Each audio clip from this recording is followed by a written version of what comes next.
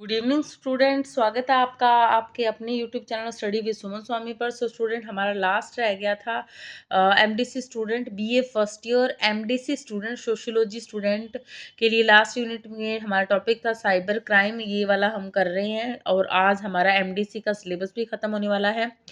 तो इसमें क्वेश्चन है कि साइबर अपराध ਦਾ ਕੀ अर्थ है, विस्तार नाल समझाओ या ਵੱਖ-ਵੱਖ ਕਿਸਮਾਂ ਦੇ ਸਾਈਬਰ ਅਪਰਾਧਾਂ ਬਾਰੇ विचार ਵਟਾਂਦਰਾ करो या कुछ सुझाव ਦਿਓ ਰੋਕਥਾਮ ਲਈ। तो साइबर अपराध क्या होता है? जो कंप्यूटर ਆਧਾਰਿਤ ਅਪਰਾਧ ਇੱਕ ਅਜਿਹਾ ਅਪਰਾਧ ਹੈ ਜਿਸ ਵਿੱਚ ਇੱਕ ਕੰਪਿਊਟਰ ਅਤੇ ਇੱਕ ਨੈਟਵਰਕ ਸ਼ਾਮਿਲ ਹੁੰਦਾ ਹੈ। ਕੰਪਿਊਟਰ ਦਾ ਪ੍ਰਯੋਗ ਕਿਸੇ ਅਪਰਾਧ ਨੂੰ ਕਰਨ ਲਈ ਕੀਤਾ ਜਾਂਦਾ ਹੈ ਅਤੇ ਇਸ ਵਿੱਚ ਕਈ ਉਦੇਸ਼ ਸ਼ਾਮਿਲ ਹੁੰਦੇ ਹਨ।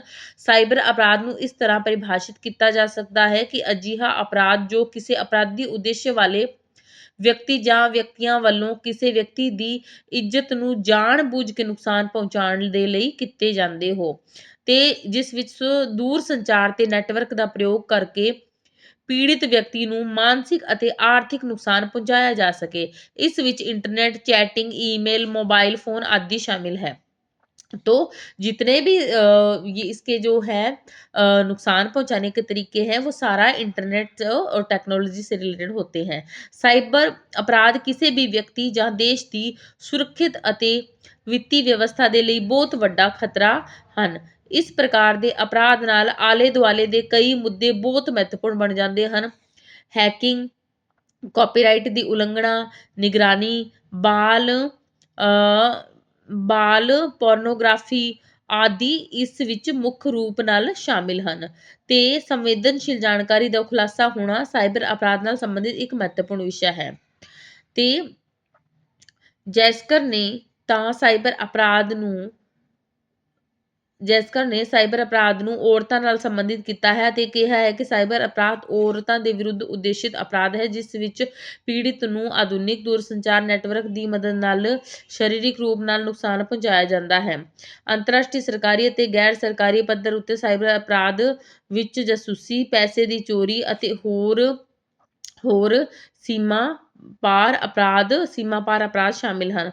ਅੰਤਰਰਾਸ਼ਟਰੀ ਸੀਮਾਵਾਂ ਨੂੰ ਪਾਰ ਕਰਨ ਅਤੇ ਘੱਟ ਤੋਂ ਘੱਟ ਇੱਕ ਦੇਸ਼ ਦੀਆਂ ਕਾਰਵਾਈਆਂ ਨੂੰ ਸ਼ਾਮਿਲ ਕਰਨ ਵਾਲੇ ਸਾਈਬਰ ਅਪਰਾਧ ਨੂੰ ਕਈ ਵਾਰ ਸਾਈਬਰ युद्ध, साइबर वार भी कहा जाता है। जो कि साइबर वार मतलब एक देश दूसरे देश को की टेक्नोलॉजी को हैक करके, टेक्नोलॉजी का अपने यूज़ करके, तो जैसे कि इम्पोर्टेंट इंफॉर्मेशन कलेक्ट कर लेते हैं आर्मी की, ठीक है, सैनिकों की, एक देश दूसरे देश को नुकसान पहुंचाने के लिए जो चीज़ें इस्तेमाल करते हैं कंप्यूटर से रिलेटेड, इंटरनेट का यूज़ करके, तो वो सारी किस्में आती है साइबर अपराध। रीज़न की है ਕਾਜ਼ਸ ਆਫ ਸਾਈਬਰ ਕ੍ਰਾइम। ਸਾਈਬਰ ਅਪਰਾਧੀ ਹਮੇਸ਼ਾ ਕਿਸੇ ਆਸਾਨ ਤਰੀਕੇ ਨਾਲ ਕਾफ़ी ज़्यादा पैसा कमाਉਣ ਦੇ ਮੌਕੇ ਲੱਭਦੇ ਰਹਿੰਦੇ ਹਨ। तो क्या है, अब इसके अंदर क्या है, ਆਸਾਨੀ। ਕਿਸੇ ਵੀ ਵਿਅਕਤੀ ਵੱਲੋਂ ਕਿਸੇ ਵੀ ਕੰਪਿਊਟਰ ਤੱਕ ਆਸਾਨੀ ਨਾਲ ਪਹੁੰਚਿਆ ਜਾ ਸਕਦਾ ਹੈ ਕਿਉਂਕਿ ਆਧੁਨਿਕ ਤਕਨੀਕ ਨਾਲ ਕਈ ਰਸਤੇ ਨਿਕਲ ਆਉਂਦੇ ਹਨ। ਹੈਕਰ ਪਾਸਵਰਡ ਦੀ ਚੋਰੀ ਕਰ ਲੈਂਦੇ ਹਨ, ਆਵਾਜ਼ ਰਿਕਾਰਡ ਕਰ ਲੈਂਦੇ ਹਨ ਅਤੇ ਬਾਇਓਮੈਟ੍ਰਿਕ ਸਿਸਟਮ ਨੂੰ ਤੋੜ ਕੇ ਆਸਾਨੀ ਨਾਲ ਜ਼ਰੂਰੀ ਜਾਣਕਾਰੀ ਹਾਸਿਲ ਕਰ ਲੈਂਦੇ ਹਨ। ਤਾਂ ਕਿ ਆਸਾਨੀ ਨਾਲ ਜਿਹੜੀਆਂ ਚੀਜ਼ਾਂ ਅਪਰਾਧੀ ਨੂੰ ਪ੍ਰਾਪਤ ਹੋ ਜਾਂਦੀਆਂ ਹਨ ਤੇ ਉਹ ਉਸ ਦਾ ਯੂਜ਼ ਕਰਕੇ ਉਸ ਦਾ ਗਲਤ ਫਾਇਦਾ ਚੁੱਕਦੇ ਹਨ। ਨੈਕਸਟ ਪੁਆਇੰਟ ਹੈ ਘੱਟ ਥਾਂ ਵਿੱਚ ਡਾਟਾ छुपाउण ਦੀ ਵਿਵਸਥਾ। तो साइबर के अंदर क्या है, इस क्राइम के अंदर ਕੰਪਿਊਟਰ ਵਿੱਚ ਘੱਟ ਥਾਂ ਉੱਤੇ ਜੋ ਵੱਧ ਡਾਟਾ ਸਾਂਭਣ ਦੀ ਵਿਵਸਥਾ ਵੀ ਹੁੰਦੀ ਹੈ। ਇਸ ਲਈ ਵੀ ਵਿਅਕਤੀ ਇਸ ਲਈ ਕਿਸੇ ਹੋਰ ਕੰਪਿਊਟਰ ਤੋਂ ਆਸਾਨੀ ਨਾਲ ਡਾਟਾ ਚੋਰੀ ਕਰਨਾ ਆਸਾਨ ਹੁੰਦਾ ਹੈ। ਫਿਰ ਹੈ ਜਟਿਲਤਾ। ਕੰਪਿਊਟਰ ਕੁਝ ਆਪਰੇਟਿੰਗ ਸਿਸਟਮ ਉੱਤੇ ਚੱਲਦੇ ਹਨ ਅਤੇ ਉਹਨਾਂ ਵਿੱਚ ਲੱਖਾਂ ਕੋਡ ਹੁੰਦੇ ਹਨ, ਠੀਕ ਹੈ, ਤੇ ਮਨੁੱਖਾਂ ਵਿੱਚ ਕੁਝ ਕਮੀਆਂ ਹੁੰਦੀਆਂ ਹਨ ਅਤੇ ਉਹ ਕਈ ਥਾਵਾਂ ਉੱਤੇ ਗਲਤੀਆਂ ਕਰ ਜਾਂਦੇ ਹਨ। ਫਿਰ ਹੈ ਲਾਪਰਵਾਹੀ ਵੀ ਇੱਕ ਕਾਰਨ ਹੈ ਸਾਈਬਰ ਕ੍ਰਾਈਮ ਦਾ ਤੇ ਸਬੂਤਾਂ ਨੂੰ ਖਤਮ ਕਰਨਾ। ਤੇ ਸਾਈਬਰ ਅਪਰਾਧੀ ਜਿਹੜਾ ਹੁੰਦਾ ਹੈ ਵਿਅਕਤੀ ਦੇ ਵਿਰੁੱਧ ਸਾਈਬਰ ਅਪਰਾਧ, ਸੰਪत्ति ਦੇ ਵਿਰੁੱਧ ਸਾਈਬਰ ਅਪਰਾਧ ਹੁੰਦੇ ਹਨ, ਸਰਕਾਰ ਦੇ ਵਿਰੁੱਧ ਸਾਈਬਰ ਅਪਰਾਧ। तो श्रेणियां अलग अलग है। तो व्यक्ति के ऊपर साइबर अपराध इस प्रकार के साइबर अपराध विच इंटरनेट नाल निगरानी, अश्लील सामग्री भेजना आदि शामिल है। संपत्ति के विरुद्ध जैसे कि किसी की संपत्ति या किसी के पैसों की चोरी कर लेने या फिर घोटाले इसमें शामिल है। सरकार के विरुद्ध अपराध की है ਕਿ ਸਰਕਾਰ ਦੇ ਵਿਰੁੱਧ ਇਸ ਪ੍ਰਕਾਰ ਦੇ ਅਪਰਾਧ ਨੂੰ ਸਾਈਬਰ ਅੱਤਵਾਦ ਵੀ ਕਿਹਾ ਜਾਂਦਾ ਹੈ। ਜੇਕਰ ਅਪਰਾਧੀ ਸਫਲ ਹੋ ਜਾਵੇ ਤਾਂ ਉਹ ਤਬਾਹੀ ਫੈਲਾ ਸਕਦਾ ਹੈ। ਤਾਂ ਇਹ 3 ਸ਼੍ਰੇਣੀਆਂ ਸਾਈਬਰ ਕ੍ਰਾਈਮ ਵਿੱਚ ਆਉਂਦੀਆਂ ਹਨ। ਫਿਰ ਹੈ ਇਹਨਾਂ ਦੇ ਪ੍ਰਕਾਰ ਹੈ ਹੈਕਿੰਗ, ਵੀ ਹੈਕਿੰਗ ਕਰਕੇ ਵੀ ਨੁਕਸਾਨ ਪਹੁੰਚਾਇਆ ਜਾ ਸਕਦਾ ਹੈ। ਜਿਵੇਂ ਅਮਰੀਕਾ ਵਿੱਚ ਹੈਕਿੰਗ ਨੂੰ ਅਪਰਾਧ ਮੰਨਿਆ ਜਾਂਦਾ ਹੈ।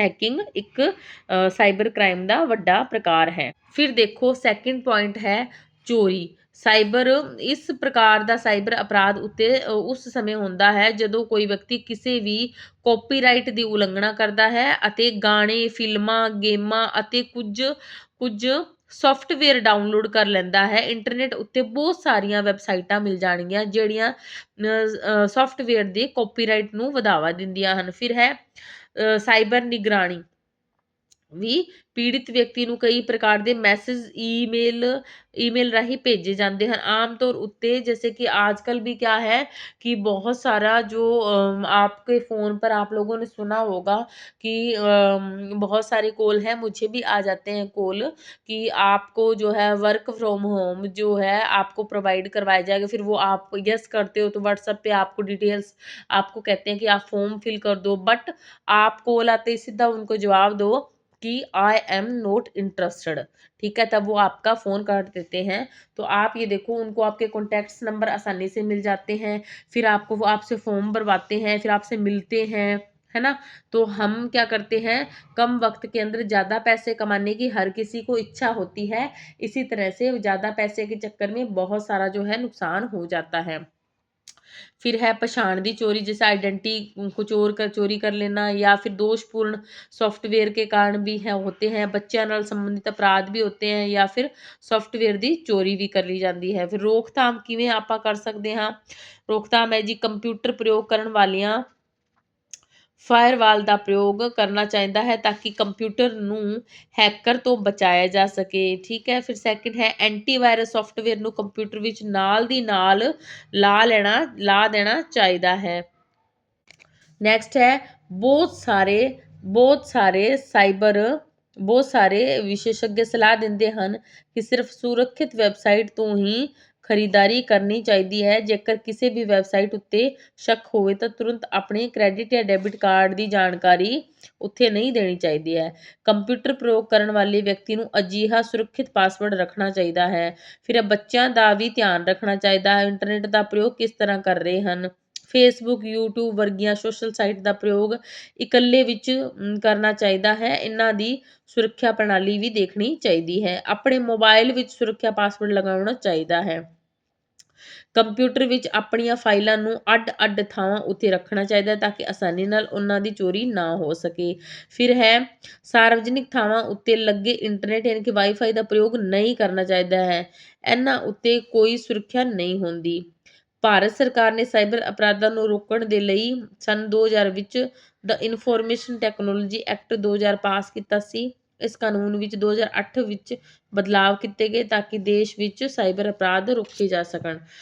सो स्टूडेंट हमारे MDC का सिलेबस आज की क्लास तक हो जाता है ख़त्म।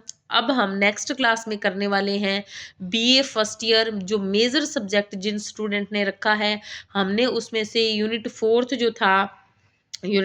जो था वो डन कर लिया था। फर्स्ट के भी कुछ टॉपिक हो गए थे तो हमारे उसमें भी 2 यूनिट ही बाकी हैं। बाकी जो क्वेश्चन पेपर है वो भी मैं बता दूंगी। लाइव क्लास भी मैंने ली थी लेकिन आप लोग नहीं आए और मैंने पोस्ट भी करा था तो आप लोग देखते नहीं हो। और एग्ज़ाम आपके 19 नवंबर से स्टार्ट है। कई लोगों के क्वेश्चंस भी थे, मैंने उसके आंसर्स भी करे। अब भी कई मैसेज कर रखे हैं तो अगर आप चाहोगे तो लाइव क्लास दोबारा से मैं लेकर आ सकती हूँ। सो स्टूडेंट इसी तरह से आपको बेस्ट ऑफ लक है। तैयारी कीजिएगा, शेयर कीजिएगा वीडियोस ज़्यादा से ज़्यादा लोगों को जो है मटेरियल प्रोवाइड हो जाए और वो उनकी तैयारी अच्छी हो। तो मिलते हैं नई क्लास के साथ में, तब तक के लिए जय हिंद, जय भारत।